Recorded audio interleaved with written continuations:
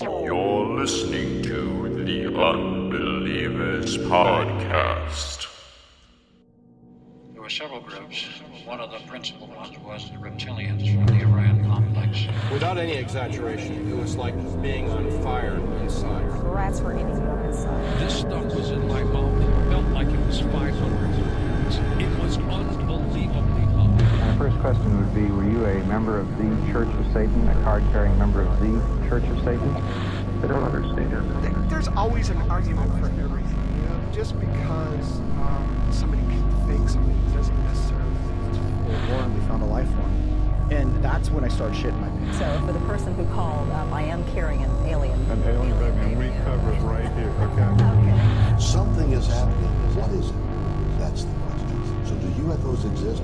It depends on what you mean exist.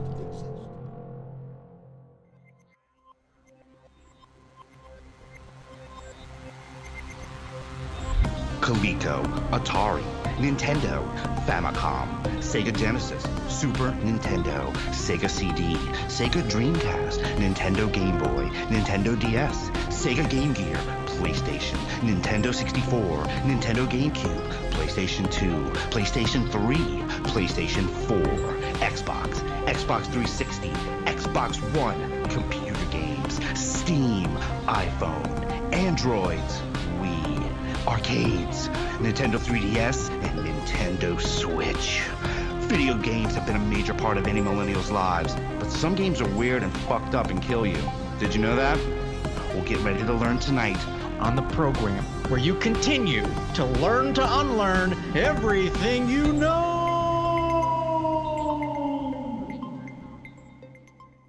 Hello and welcome to the Unbelievers Podcast. I'm your host, Rus Ryan, and tonight I am joined by my co-host in California, Drea Mora. Hello, Drea.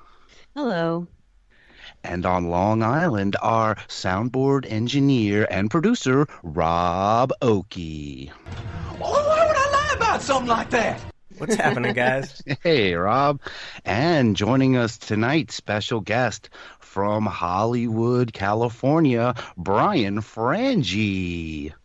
We are ready to transmit. We are ready to transmit. Yes, hello, it's Brian Frange. And I have to correct you. I am not from Hollywood, California anymore. I have now moved to the wonderful small city within Los Angeles of Culver City. Ooh. Oh, Culver City. Look at you moving on up. That's Culver great. Baby, I love it. It's good. Awesome. It's good.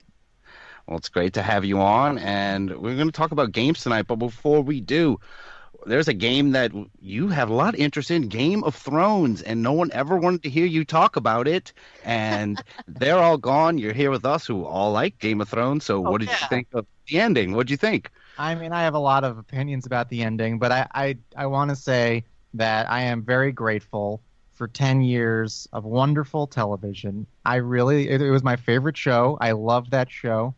I don't disagree with everybody online who is saying that the last two seasons were not as good as the rest of the seasons promised it would be. Yeah. But I don't think they were as bad as people are saying. I don't understand why the people who made that petition are ungrateful fools who are failing to appreciate what was so great about these last. I agree that the second to last season was probably the worst season of the entire series. This last season was not bad. I agree that it suffered from not being 10-episode seasons. I think Benioff and Weiss wanted to do this story in 7 episodes and 6 episodes, and I think they miscalculated in how long it would take to get there organically, and that's unfortunate. But where they landed is what George R. R. Martin's vision is anyway, and I appreciate where they landed. I think where they ended up makes sense to me. I agree that we could have spent more time getting there, but I think that this last season was very enjoyable. I think it was the Battle of Winterfell was probably the best episode of television ever made. It was an incredible accomplishment, and the people who made this show killed themselves to make these groundbreaking episodes, and I think we need to appreciate that. Yeah, I mean, they killed themselves. That's really sad. I agree in a lot of those aspects that people don't realize how much time and effort and money goes into making these things, and it's cinematic quality. Like, yeah, I have my hang-ups too. There was things that I'm like just question marks, puzzled, like what happened to this? What about that? But at the end of the day, were you not entertained? Like, this is entertainment. You're really wanting to petition to have them remake the whole thing. That's insane. That's insane. Yeah, and for a show that got so deeply dark for a long time, don't be surprised that a couple of people had to have some happy endings. All right, we love the Starks. Hey. Let some of them live, for God's sake. And people are never going to be happy. There was no situation where the end of this show was going to come out and everybody was going to be happy. This always happens with every TV show when it ends. Very rarely, like Breaking Bad is the one exception I could think of where I don't really think I've heard anybody say anything bad about the end of that show, but usually there's nobody happy at the end of a series. Always going to be a naysayer. I'm very sad. I mean, I want to keep hanging out with my friends. Yeah. I've been having dreams. Sometimes I'll have a dream, and me and Jon Snow will just be like having. Don't get a Slurpee. Yeah, and it's a shame that it's gone. Hey, you can always dream about them. Yes, just keep on thinking. Yeah, and they still get the last book to come out, and I'm sure there'll be spin-offs. There's two more books.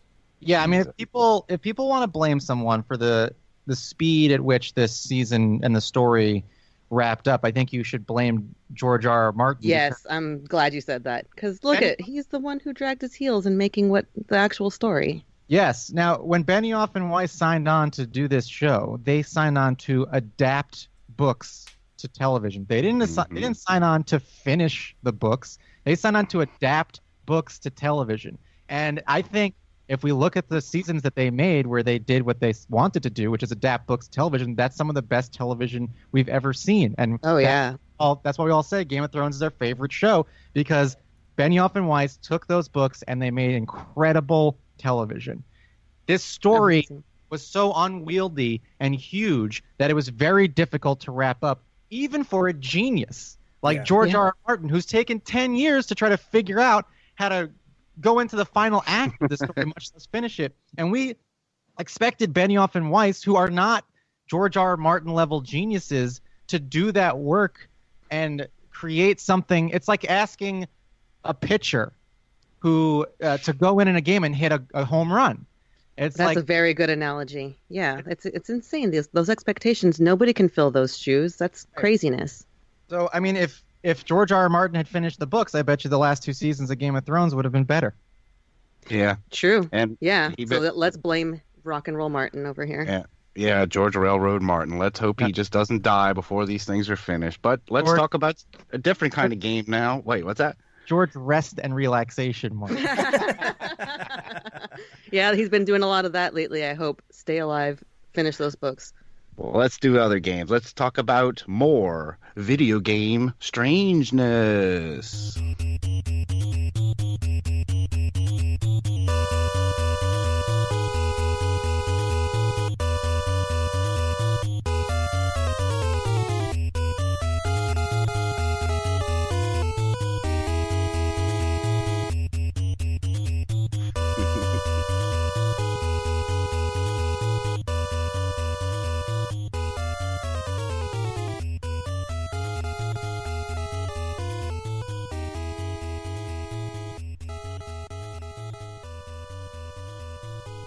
Yeah, y'all know what video game theme that is, guys?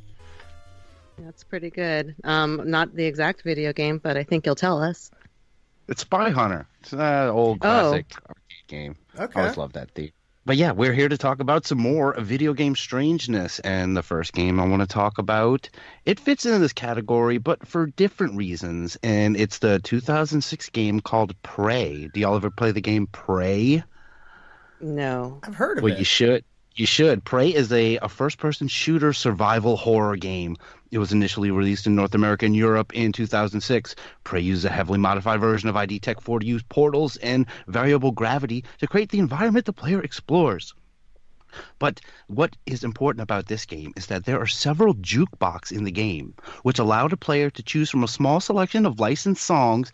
In addition, radio host Art Bell lends his voice to several fictional segments of his paranormal-themed radio show, Coast to Coast AM, that play from radios throughout the game. In the segment, he talks with many callers about the various alien phenomenon that occur in the game. So let's hear this first clip of our hero, Art Bell, in the game Prey. From the high desert in the great American Southwest, I'm Art Bell, and we're going to start the night by opening up the lines. And I can already tell you folks it's going to get very interesting. I'm getting some reports of strange lights in the sky from the Oklahoma area. Our affiliate in Oklahoma City is telling us that the state police, get this, are reporting mysterious lights all over the area, and that they're having a hard time responding to all of the calls. It's going to be a wild and woolly night, folks. I just know it. Let's go to the phones. Caller, you're on the air with Art Bell. Yeah, Art? Is this Art? Yes, it's Art. Yes, it's Art, caller. Yeah, Art, this is George from Garland. You won't believe what's going on around here. There's lights all over the sky. I can't believe it. There's lights? You mean in the sky right now? Yeah, right now. It's amazing. Where? Everywhere. Right over my house. They're moving from north to south. What? Can you tell me what they look like? Exactly what they look like. Can you tell me about them? There's some blue blinking ones moving real fast, and some green ones moving a lot slower, and some red. Oh my God! One of them is some kind of a spaceship. It's hovering right over me. It's huge. That sounds exactly like the reports we got from Oklahoma. Do you have a camera with you? Yeah, oh man, that bright green light just came on. George, are you there? We apparently just lost George. I'm going to open up a special line right now for folks in the Garland area. Look, if you're seeing these lights, give us a call and let us know what's going on in the skies over Texas. Yeah, poor That's George. Incredible.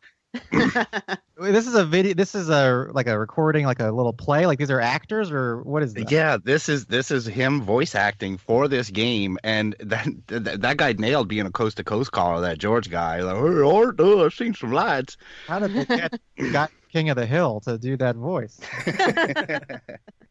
Seriously. I love how seamlessly he went from, they're like, oh my God, that just turned into, that's a spaceship now. Sounded very convincing. It's very good. Yeah, that is very bad acting. I mean, I think Art was okay, except when he had to act surprised.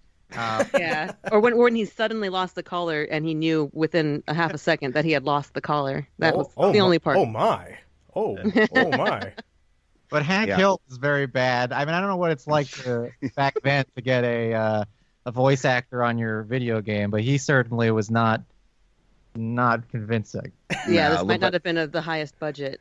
I like that they got that he opened up a line. That was like they pulled that classically right out of there. So you gotta. If you are a time traveler, and only if you are a time traveler. So can you explain to me like what's going on in this game when that you're walking towards a jukebox and you press a button and then you're like walking around a spaceship just blowing aliens away, but there's like jukeboxes around and you can just put them on and hear songs and hear Art Bell, and it kind of the radio show is kind of going over the events of what's actually playing in the game. So let's hear some more Art, and this time he receives a very peculiar call. And we're back with more open lines. Let's go straight to the phones. Caller, you're on the air with Art Bell. Human. Excuse me? Human. What or who do I have on the line, please? I am the keeper. The keeper? The keeper of what? I serve the mother. You do? Well, who's the mother? She who allows us to serve. Okay, Keeper. Do you have something to share with us tonight? The dark harvest is at hand. Prepare yourselves, human. Oh, okay. That's about enough of that. I'm sorry, folks. That's just one of the hazards of live, open-line talk radio. From time to time, you get a night full of hoaxes. As you know, I don't screen any of my calls. It's just me, my voice, and what you callers bring to the show. At least the callers tonight are entertaining. That was a real one, right? Yeah, I don't know why. You'd think the real non-acting Art Bell would have tried